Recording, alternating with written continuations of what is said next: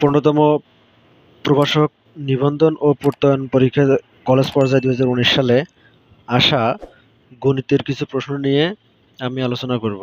আমি ধারালোভাবে প্রাথমিক শিক্ষক নিয়োগ, শিক্ষক নিবন্ধন, বিভিন্ন মন্ত্রণালয়ের অধীনে আসা বিগত সালের গণিতের প্রশ্নগুলো আপনাদের মাঝে ভিডিও আকারে বুঝিয়ে দেওয়ার চেষ্টা করতেছি। তো আজকের পর্বে আপনাদেরকে স্বাগতম। যদি চ্যানেলটি আমার সাবস্ক্রাইব করে না থাকেন, চ্যানেলটি সাবস্ক্রাইব করবেন নিত্য নতুন প্রয়োজনীয় ভিডিও পেতে। আর যদি সাবস্ক্রাইব করেই থাকেন তো আপনাকে অসংখ্য ধন্যবাদ। তো প্রশ্ন হচ্ছে যে ১৬ জন শ্রমিক একটি কাজ ৩ ঘন্টায় সম্পন্ন করে। কাজটি সম্পন্ন করতে ৫ জন শ্রমিকের কত সময় লাগবে? খুবই সোজা একটা প্রশ্ন। সেটা বলছে যে ১৫ জন শ্রমিকের একটি কাজ ৩ ঘন্টায় সম্পন্ন করে। তো কাজটি সম্পন্ন করতে বা শেষ করতে ৫ জন শ্রমিকের কত সময় লাগবে? এখানে আগে ছিল ১৬ জন, কাজ করছিল ৩ ঘন্টায়। এখন এখানে ৫ জন যদি করে তাহলে এখানে ডেফিনিটলি সময় বেশি লাগবে। তো আমরা এখানে কি করব? ঐকিক নিয়মে করব যে ১৬ জনের সময় লাগে ৩ ঘন্টা। একজনের কত? ৫ জনের কত? ইকুয়াল টু যেটা বের হবে সেটাই আমাদের কাঙ্ক্ষিত ফলাফল। তো ইকুয়াল টু এখানে হবে ৯ সমস্ত ৩ এর ৫। এটা হচ্ছে অ্যান্সার। এর পরবর্তী প্রশ্ন হচ্ছে যে ৪ সমস্ত ৪ এর ১% হার সুদে কত সময়ে ৯৬ টাকা সুদ ১৮ হবে? তো আমরা এখানে মুনাফার হার দেওয়া আছে যে ৬ সমস্ত ৪ এর ১, এটা ইকুয়েশন করলে হবে ৪ এর ২৫, আসল দেওয়া আছে কত? ৯৬, সুদ দেওয়া আছে ১৮। এখানে জানতে চাইছে সময়। তাহলে আমরা এখানে যেটা জানি সেটা হচ্ছে যে n ইকুয়াল টু অথবা সময়, আমরা জানি সময় সমান সুদ গুণন ১০০ ডিভাইডেড আসল গুণন মুনাফার হার। তো যার যেটা মান ছিল সেটা আমরা বসাই দেব। বসাই দিলে এখানে হবে ১৮ গুণন ১০০ গুণন ৪। এরপর নিচে দেব ৯৬ গুণন ২৫। এখানে ইকুয়াল টু করলে হবে ৭২০০ ডিভাইডেড ২৪০০ সমান সমান ক্যালকুলেশন করলে হবে ৩। ৩ আমাদের কাঙ্ক্ষিত ফলাফল। এখানে বলছে যে প্রথম পি সংখ্যক বিজোড় সংখ্যার যোগফল কত? তো আমরা এখানে পি সংখ্যক বিজোড় সংখ্যার যোগফল কত? তো আমরা এখানে কি করব? পি স্কোয়ার দেব। কারণ এখানে যদি আমি পি স্কোয়ার মাইনাস ১ দিই তাহলে এখানে অ্যান্সার ভুল হবে। আবার যদি পি স্কোয়ার প্লাস ১ দেই তাহলে যদি আমি পি এর মান যদি ধরি যে ১, ১ এর পাশে দিলে ১ হয়, ১ এর সাথে ১ যোগ করলে ২ হয়। ২ হচ্ছে আমাদের জোড় সংখ্যা। সুতরাং এখানে বিজোড় সংখ্যা হবে পি স্কোয়ার।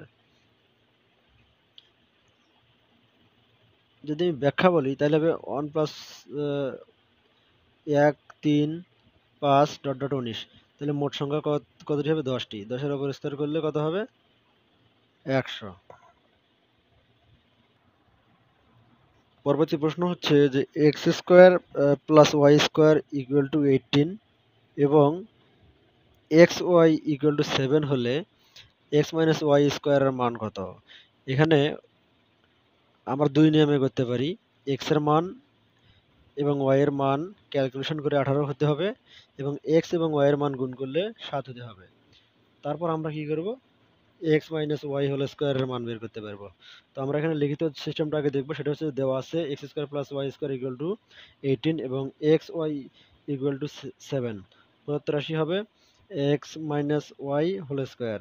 তো আমরা এখানে যেটা ভ্যালু দেওয়া আছে সেই ভ্যালুটা লিখবো যে x square plus y square minus 2ab, অর্থাৎ a square plus b square into square plus b square minus 2ab। তো আমরা এখানে লিখবো এটার ভ্যালুর মান হচ্ছে 18 আর এটা গুণ করলে হবে ৭ দুগুণে ১৪। তো ১৮ থেকে ১৪ বিয়োগ করলে হবে ৪। আমরা যদি প্রিলি করি সেটা হবে যে এক্স এর মান যদি আমি ২ ধরি, ২ এর উপর দিলে ৪ হবে। আর যদি আমি ওয়াই এর মান যদি ৩ ধরি, ৩ এর উপর স্কয়ার দিলে ৩ তিরিকে ৯ হবে। তো ৯ যোগ সরি এটা ৯ হবে না, এখানে ৪ এর উপর স্কয়ার করলে যদি স্কয়ার তাহলে হবে ১৬।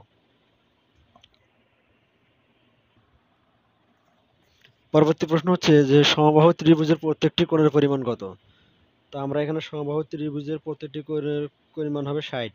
কারণ ৩টা বাহু সমান, ৩টা কোণের সমান, ৩ ৬ ১৮, ১৮০ ডিগ্রি হবে। তো পরবর্তী প্রশ্ন হচ্ছে পিতার বয়স পুত্রের বয়সের 4 গুণ। 6 বছর পূর্বে পিতার বয়স পুত্রের বয়সের 10 গুণ ছিল। পিতা ও পুত্রের বর্তমান বয়সের অনুপাত কত? তো এখানে বলছে পিতার বয়স পুত্রের বয়সের কয় গুণ? 4 গুণ। তাহলে পিতার বয়স যদি 4 গুণ হয়, পুত্রের বয়স 1 গুণ হলে মোট গুণ হবে 5 গুণ। তাহলে 6 বছর পূর্বে পিতার বয়স পুত্রের বয়সের 10 গুণ ছিল। পিতা ও পুত্রের বর্তমান বয়স অনুপাত কত? তো আমরা এখানে বিয়োগ বের করবো, সেটা হচ্ছে পিতার বয়স গুণ 4 আর পুত্রের বয়সের গুণ 1। তাহলে এখানে ক্যালকুলেশন করলে মোট হবে কত? 5 গুণ। এরপর পরবর্তী প্রশ্ন বা পরের লাইন বলছে যে 6 বছর পূর্বে, তার মানে কি হবে? তাহলে এখানে কার কথা বলছে? পিতা একবার পুত্র একবার। তো পিতা হলো 4x ধরে নিছি, আমরা এক্সটা হচ্ছে ধরে নিছি। 4x minus 6 equal to x minus 6। এখানে পিতা ও পুত্রের বয়সের 10 গুণ ছিল, মানে বর্তমান আর কি। শর্ত মতে 4x minus 6 equal to 10x 10 into x minus 6। এরপর ক্যালকুলেশন করব, এই পাশে যা ছিল তাই, 10x মাইনাস 6×60। এরপর সাংখ্যিক সহগগুলো এক পাশে করব, সংখ্যাগুলো এক পাশে করব। তো এখানে ক্যালকুলেশন করলে 4টে এক্স আর এখানে থাকে হলো 10টা এক্স। এবার পক্ষান্তর করলে মাইনাস হবে, এই পাশের মাইনাসটা পক্ষান্তর করলে প্লাস হবে। তো এখানে 10 থেকে 4টে বিয়োগ করলে এখানে হবে 6, আর বড় সংখ্যার সামনে মাইনাস আছে এই জন্য মাইনাস। এরপর 60 থেকে 6 বিয়োগ করলে হয় মাইনাস 54। এরপর এই পাশের সংখ্যাটা পক্ষান্তর করলে এখানে ভাগ হবে, এখানে মাইনাস মাইনাস কাটা। এরপর 54কে 6 দ্বারা যদি ভাগ করি 9 হবে। এরপর আমরা পিতার বয়স বের করব, তাহলে 4x। তাহলে এখানে 4 ইন্টু 9, এক্স এর মান 9। এখানে ক্যালকুলেশন করলে বের হবে হচ্ছে 36। পিতা ও আর পুত্রের বয়স হবে কত? 9। অর্থাৎ পিতা ও পুত্রের অনুপাত হবে 9:36।